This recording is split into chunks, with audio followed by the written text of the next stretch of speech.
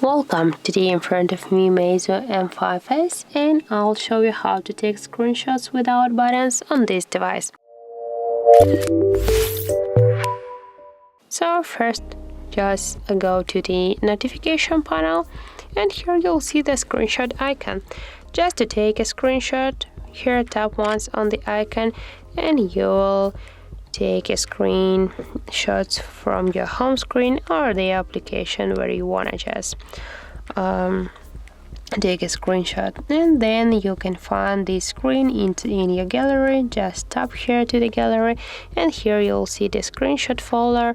There you can find your screenshot, previously taken screenshot, or also you can find on the all folder, or in the folder with all another photos. So that's how it looks. If you find this video helpful, remember to leave a like, comment and subscribe our channel.